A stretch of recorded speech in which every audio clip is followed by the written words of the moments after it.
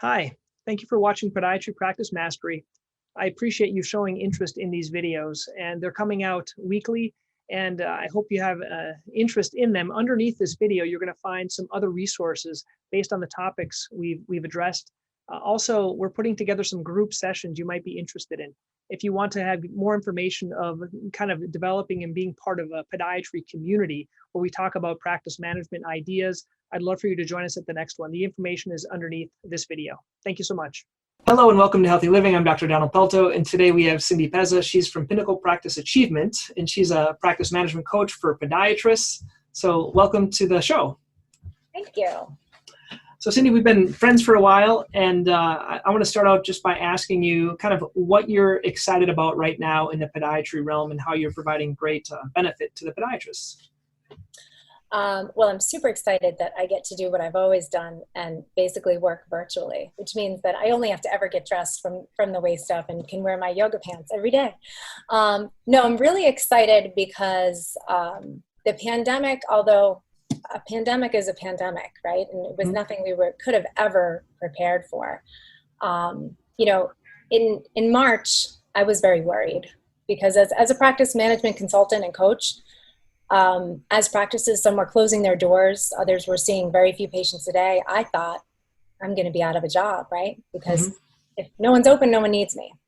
So I took it as an opportunity to work with doctors everywhere, no matter what stage of practice they were in, and had them really start digging, really start looking at the aspects of their practice that they never had time to before. Because there was always the excuse of, well, yeah, I'd like you to work with me, but I have to clean some things up. And that to me is like cleaning before the cleaning lady gets there. You know, you want to put everything away so she doesn't really see how you live. But they started looking at really what they did not like about their practices, maybe how their practices had shifted over the years and kind of the initial goal or type of practice they were building. It never happened and it kind of spiraled out of control. So I used, the opportunity between March and still now to give content. And a lot of times it was just free content, things that I wrote for PM News or a whole series of articles. E-blasts I was sending sometimes 2 and 3 times a day as, the triple P loans and the EDIL grants and all of that information was changing so quickly. And I really did, it's that whole marketing thing of you have to get in front of someone at least 7 times before they understand who you are and what you do. It was very true. I never took that into consideration for me. So what I'm excited about is the fact that so many podiatrists have used the forced slowdown to find the silver linings in all of this. And now we're really buckling down and figuring out how are we going to make things better? Whether it's staff turnover, some practices had to completely get a new staff because they realized some of their employees just weren't in it, for the big picture. It was just about them. And others, it was what type of practice do they want to recreate? It's, are you cutting toenails all day long because you can't fit anyone else on your schedule? It's too full. And how do we rectify that? How do we change it? Are you looking at maybe shifting towards more of a cash model rather than relying on reimbursement? That's unreliable. So there's a lot of opportunity here. It's kind of like the pandemic provided a clean slate. So we can start over. Right. I'm seeing a little, I don't know if you're hearing, I was hearing an echo there. So let's talk a little bit about, let's say there's some young doctors that are just starting out and maybe they would be good for you to work with. Maybe they just want to try it on their own. Let's give some real great advice. And you gave me some ideas before here. What is something that a young doctor or a doctor starting out can do best? Let's talk about maybe the top 3 things that give the greatest bang for their time. So the first would be, and I get calls probably 3 or 4 a week from doctors that are finishing residency or maybe worked for someone for a while, want to go out on their own. They're just not really content with their current situation. I would say first and foremost is location. They say location is everything. They're not just talking about real estate. I mean, in terms of where do you want to live? What kind of lifestyle do you want? Where do you want to become a part of the community that you practice in? Because you want to be able to run into your patients at the grocery store, with your mask on and you're kind of unrecognizable now. But you want to be a part of that community. You want to be able to go and support, local high school, sports teams and really be that local community doctor that everyone thinks about whenever they have a foot or ankle issue. So that's the first and foremost thing. Second part of that is considering if you have a spouse, if you have a partner, Yep. where do they want to live? Because the happy wife, happy husband, happy life thing, that's really important. If you say, well, it doesn't matter to me, I'll practice anywhere, and an opportunity comes up in Kansas in the middle of nowhere, and your spouse is, say, from Los Angeles, I don't think she's going to be too happy living in the middle of Kansas. Maybe she will be, but chances are not. And the third thing is, if you're joining a practice or if you're starting your own, figure out what your niche is. What's your specialty within a specialty that you're super excited about? I mean, I haven't heard too many, younger podiatrists that said, I'm super excited about debriding nails and calluses. I just can't wait to do that every day. Figure out what you want. Do you want to see a lot of kids? Do you want to specialize in rear foot correction? Like, what drives you and makes you want to go to work every day? So those are my three. Good. I like that. Now let's talk about a more seasoned professional that's been working and they're kind of in a glut. One thing you mentioned is see how much time you're spending on nails or routine care, or even how to incorporate new things. What are the real stellar practices and podiatrists doing that just the other ones aren't doing? What is the main difference between, let's say, a really one that's going 10x and the one that isn't? And we could even, let's keep it simple, just a single doctor or 2 doctor practice. We're not talking about have 10 practices, but the ones that are really doing great. Okay. I would say 2 main things. Well, let's stick with 3s. Okay. The first thing is they are thinking quality over quantity. So whenever I hear doctors, well, I have 4 locations and there's only 2 of us, but we spread between the 4 locations and we do half a week here and they're an hour apart, and none of those locations are managed very well or are maximized. So that's first and foremost. And even in terms of quality over quantity, not cramming in 45 patients a day into your schedule because you think that's what you have to do to make money. It's maximizing each individual encounter and looking at every patient that walks in your door as an opportunity to educate them on what more you can do for them. No one knows what podiatrists do. The podiatrist is like the joke in television shows and movies. Remember that old Seinfeld episode where Elaine was dating a podiatrist and, he wasn't a real doctor to them until one of them had a foot problem and then he was a real doctor. So it's educating every patient that walks in, because it could be just nails. It could be just calluses, whatever it is, but maybe you're sitting and looking at them in the chair and they have bilateral PT tendon dysfunction that no one's ever discussed with them before, that there are things you can do, which moves me to number 2, which would be ancillary services, the above and beyond, the providing everything under one roof, the convenience of it, sometimes the cost savings of it. You can't think in terms of, well, my patients can't afford that or my patients wouldn't go for that, because that's probably not an ancillary service that you yourself believe in. So what I mean is, if you have a laser that you bought 10 years ago and it sits in the back of the office, kind of like a used car, it's because you don't believe that it works. Because if you believe that it works, right, you would be offering it more and more patients would be taking you up on it. They would be seeing positive results. And then your staff would see, look, people actually get better when we use a laser. Shockwave, same thing. If you have a shockwave and you're waiting until visit 3 of a heel pain patient that's just not getting better because they're either being non-compliant or they're just not getting better, to introduce it, the patient's going to think, well, why didn't you tell me about that on the first visit? Because I have a high deductible, high co-pays, co-insurance. It's costing me more out of pocket than it would be to pay for a cash service. So that kind of ties all in together. And 3, looking at your schedule and thinking, what is my practice turned into? Because I didn't control the marketing. If by year 10, you haven't controlled the patients that you market to and who you want to bring in, what types of patients do you want to see, what kind of conditions, even what kind of payers you want to treat, you're going to have a hard time managing that. It's not impossible, but it's very difficult to kind of rework that schedule when it's jam-packed with routine foot care and some great payers. Yeah, I think those are great. I think we can even delve more into these. So when we're talking about quality over quantity of patients, Are you meaning, because all patients are, we all see the same. If you're in Massachusetts, if you're in Florida, if you're in California, a patient is a patient. But what you're talking about in terms of quality is being able to provide more services for them. So what are some good tips that work for doctors so that they can provide more services for the patient? Is it they have to be creative? Is there other things what are some things that, let's just go through some of these. It's not even creative, because then it's like we're creating maybe diagnoses that don't exist, or we're offering things that it's really not appropriate. I'm talking about looking at every patient and starting from the initial phone call of the reason for visit, why they need to be seen, triaging them according to medical necessity as well as practice impact. What I mean is a patient that has had heel pain for 6 months, but decided this morning they have the day off of work and it's so annoying, they want to be seen right away. Train your staff to get that patient in, because otherwise, if you don't train the staff on the practice impact of that patient, they're going to push them off in the schedule 2 weeks, 3 weeks. And then what's going to happen, they'll call around until they find someone else to treat them. Then go through and train your staff that's evaluating patients. Train them how to watch the patient walk back from the treatment room. See if their gait is steady or not. See if they're holding onto the wall, if they have balance issues. Look at their ankles, see if their feet are rolling in, without diagnosing, because they're not doctors.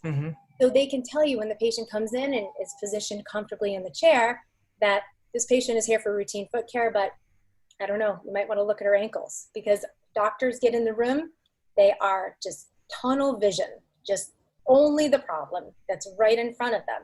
I've been in rooms with doctors before where there's been a patient, a diabetic patient, not seen in a while, which is, our fault for not making sure the patient understands how important it is to check your feet every day, stay regular with your podiatrist.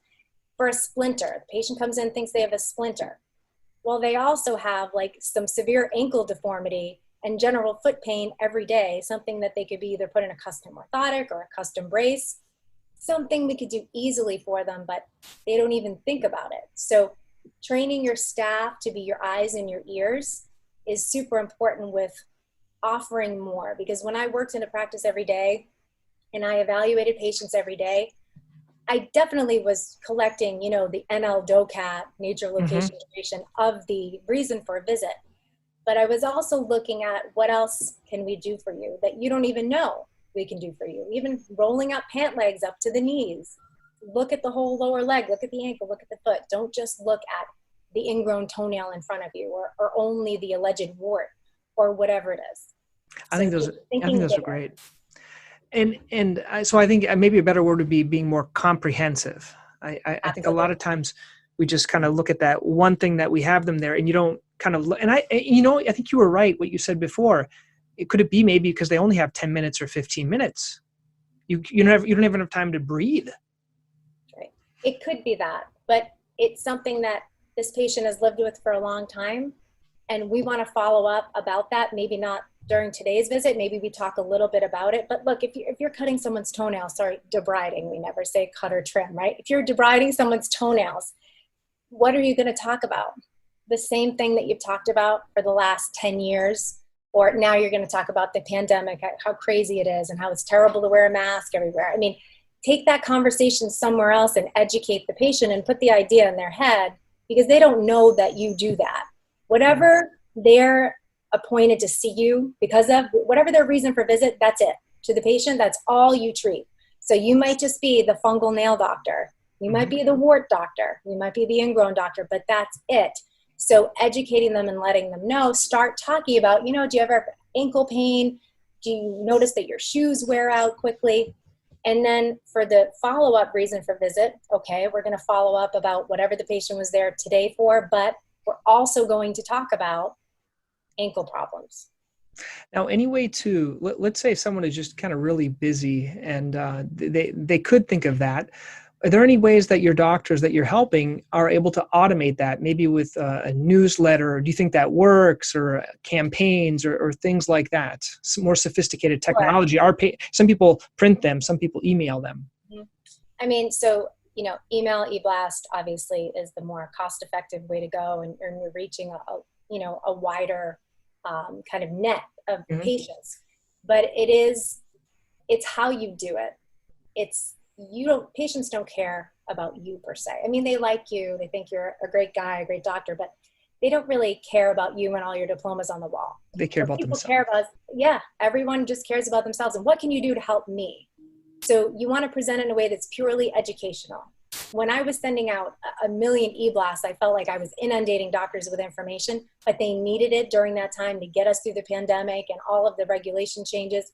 It was nothing about me, that I'm a great consultant, hire me, I can help you. It was about, this is what you need to know. You may not know it. I'm just purely providing information, and that's it. So it's the way that you present it. And it's no different than presenting, different case types to your referring providers, because they also get stuck in a rut of only sending you certain patients. Only refer diabetics or someone else to you. Yep. Yeah. Another thing that you said I really liked were in terms of the ancillary services. I think, and you said a lot of times people don't do it because they don't believe it. So a few of those might be laser treatment for fungal nails. I'll say one personally, I hope no one's listening, but epidermal nerve fiber biopsies, like certain things that people talk about, but if it doesn't really change how you're treating. Otherwise, though, I think a lot of times people don't use ancillary because they don't understand them. They don't maybe, they bought it because someone said it was a good idea, but if you don't understand the reason for doing it, so I think a lot of it's a lack of understanding. And it's also, again, like we talked about before we started recording, about not comparing yourself too much to your competitors or other people in your profession. You can use certain things as industry standards of, permanent value averages. But when it comes to ancillary services, it has to fit with your practice. If you're in an area that patients can't afford or won't pay for something, then you're probably right to some extent. No matter what, if it's a product or a service you believe in, it's not going to be hard to convince patients, because patients trust you. They really do respect you as a foot and ankle specialist. Mm-hmm. So like orthotics are a perfect example. If you have 3 doctors in a practice and we run reports at the end of the month, and one doctor dispenses 40 pairs of orthotics a month, and one does 27 pairs and the other does 3. I look at their patient volume. It's all about the same. I look at their new patients, how they're divided up. All about the same. I'm looking at the conditions they're treating. All about the same. You're all treating a lot of foot pain, heel pain, arch pain, ankle pain. And I'll say to the one doctor who dispensed 3 pairs, can I see your orthotics? Can you take them out of your shoes? And we'll be just talking like this. And I'll say, I don't wear orthotics. And I'll say to the other 2 doctors, can you show me your orthotics? And they'll take them out of their shoes. Yeah, they wear them, they believe in them. Of course. Same thing with outfitting your staff with orthotics, even a medical grade that you carry. Mm-hmm. Have the staff take them out of their shoes, because patients relate to staff members. So I always use this analogy. Doctors, in the eyes of a patient, you're not a real person. Like, I know, Dawn, you're a real person, mm-hmm. right? Like that, right? You eat food, like you breathe, you're a real person. But to a patient, it's sort of like when you're in 3rd grade and you're out at the grocery store and you see your teacher. They're not and a real person. Pull your mother like, oh, Mrs. Anderson, she's here, she's buying food. Because when you're little, you think your teacher lives at school, they don't eat food, or they just eat out of the cafeteria, right? So that's the same kind of thing. But to a patient, a staff member is on their level. So you make the recommendation like, oh, you're going to need a pair of custom orthotics or medical grade orthotic. You need better support, proper alignment. You leave the room, the patient's nodding their head at you. You leave the room. The staff member comes in to cast, scan, dispense the medical grade orthotic, and the patient leans in to the staff member and said, do those really work? Is it really worth the money? What happens if your staff member doesn't have a good answer to that? Mm-hmm. They say like, well, I don't know, I guess we sell a lot of them. It's not a good answer, right? Yeah. Our patients love them. I wear them every day. Everyone in the office wears them. They've been tremendously helpful. I used to have lower back pain all the time. I don't have it. Sold. Done. Mm-hmm. No further discussion is needed, because you're the doctor. You make the recommendations based on your expertise. You make the diagnosis. You state your treatment plan. It's your staff's job to close the deal. Because that's great. They're the bridge between you and the patient. That's great. That's great. In terms of ancillary services, continuing on, for those that are established, what are I can say mine, but I don't want to guide the direction, what are let's say the top 3 ancillary services? Of course, orthotics are obvious, but let's talk about more of the high-tech ones, because I like those. What are the 3 that are working the best for people? So, and then DME, the top 3 DME then. Okay. So I'm going to talk in terms of you're a startup practice, because I work with a lot of startups from the ground up. Perfect. And so we have to decide on a very small budget. You can't do everything. What they're going to incorporate right away, right? So obviously I'll say you need to have digital x-ray, okay? Unless they're in a hospital building, they're renting from a hospital and they're not allowed to do x-rays, okay? So digital x-ray is a given. But you don't need to spend $40,000 on a digital x-ray. There's other companies that it's much more cost effective. The other is, I always recommend Shockwave first. And I have a great Shockwave. It's RSWT, no ESWT, that has great financing options. And it's keeping a monthly lease payment to the point of affordability that you don't have the pressure of, I have to sell 5 patients on this or I can't even make my lease payment. With the cost and the structure that I have worked out, it's less than 1 patient a month. It's paid for it. Everything else is cake after that. And it's a highly effective treatment. It should be introduced at visit 1. So it's looking at affordability initially. And then of course, there's a million lasers out there, right? And I've spoken on many webinars of different types of lasers, different companies. I shouldn't say this, but I really don't care which one you get, okay? You need to purchase or at least the one that you believe works. Because otherwise it's going to sit there like a very expensive used car, and you're going to be under that pressure every month because the lease payment on that is a lot bigger than a Shockwave to sell it. And when you're selling to patients and you're not recommending and offering, they can see that. And you don't want to become a used car salesman. So it doesn't matter to me. There's pain lasers, there's fungal nail lasers, there's lasers that treat warts and everything in between. What do you know is going to work? What do you believe in?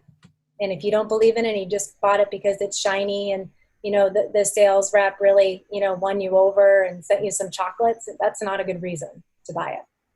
And then for DME, I would say there's like 3 basic devices that fit a multitude of issues. So you want to look at, for any kind of ankle problems, whether, mild, moderate, or moderate to working towards severe, some kind of a multiligamentous, like figure 8, kind of a basic L1902, L1906, but that has to have a rigid footbed. Reimbursement's not a lot higher, and it really doesn't do a lot more effectively. So that's number 1. Number 2, and some people disagree, but night splints. So night splints work if your patients use them, dorsal or posterior. I feel like the posterior work a little bit better because you can get more flexion. More of a pull.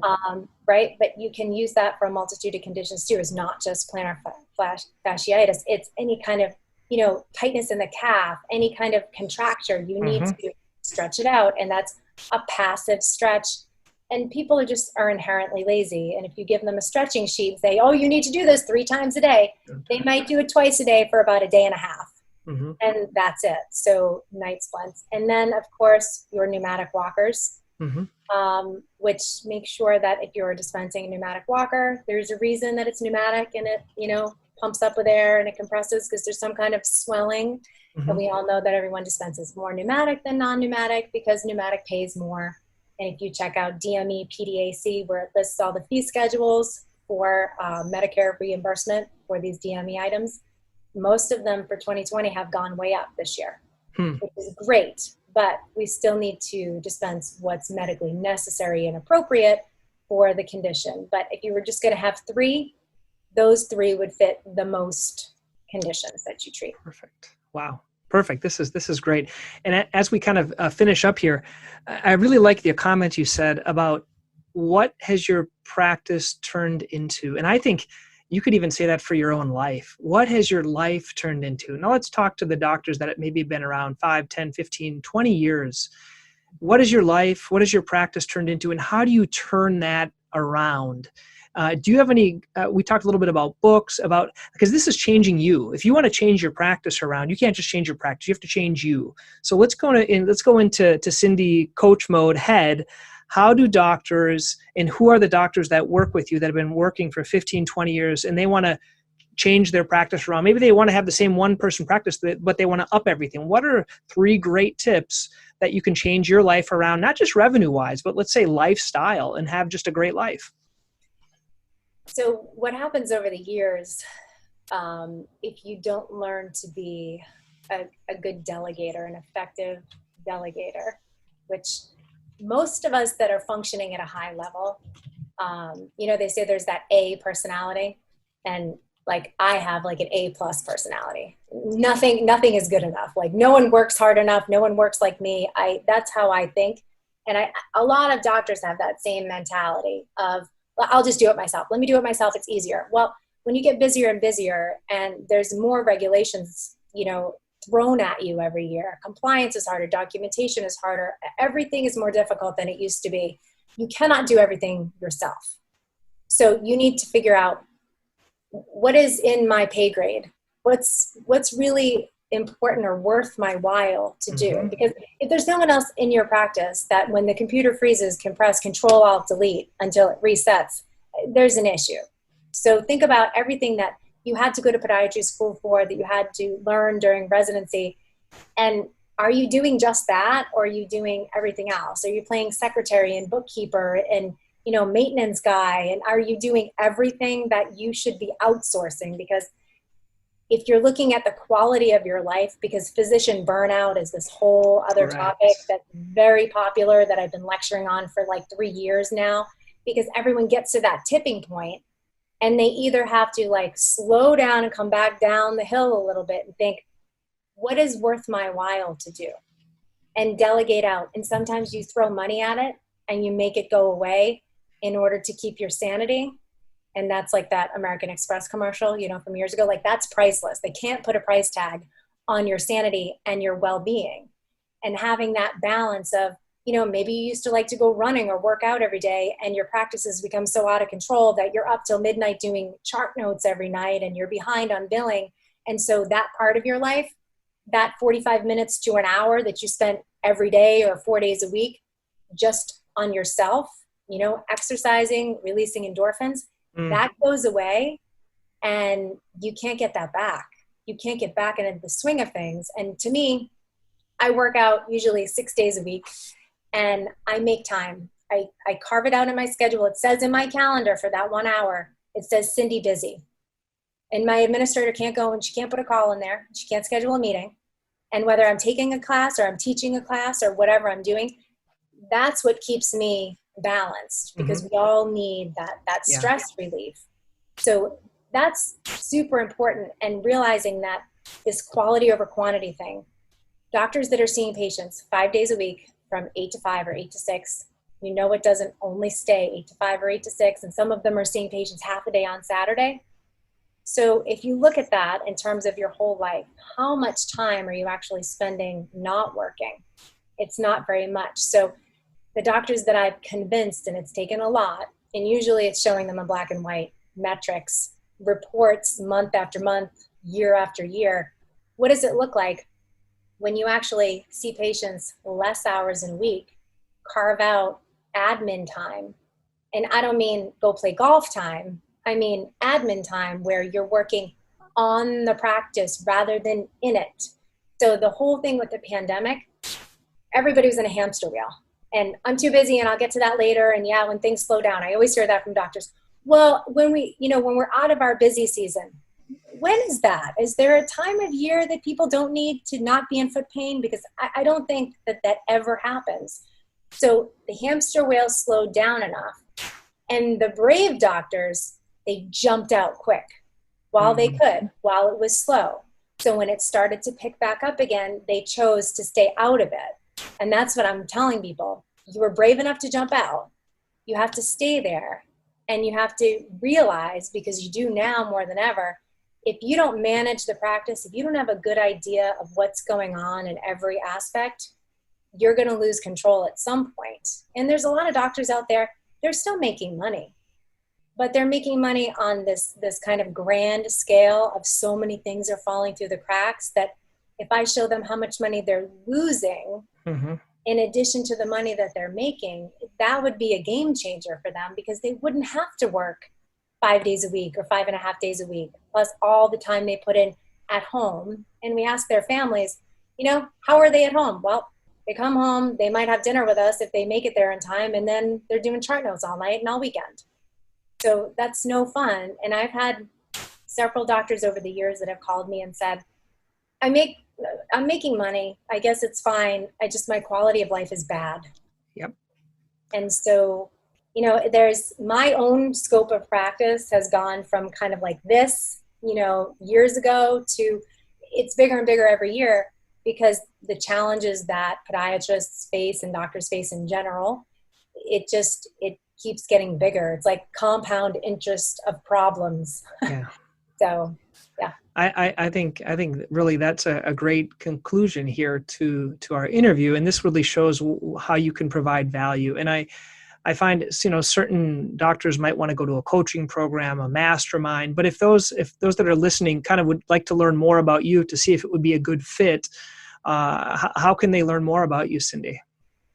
Sure. So you can go on my website. It's pinnaclepa.com, like Pinnacle Practice Achievement, but that's a very long website. So pinnaclepa.com. What I have now is I do still offer one-on-one coaching. I offer practice startup programs, but I also offer what's called the Practice Engagement Program. So it's PEP, because that's what you need, is a little bit of PEP. And it offers you access to my entire library of resources that I've been collecting over the past 18 years that I've been in this field. And so it's compliance documentation, it's some human resource stuff, there's treatment protocols.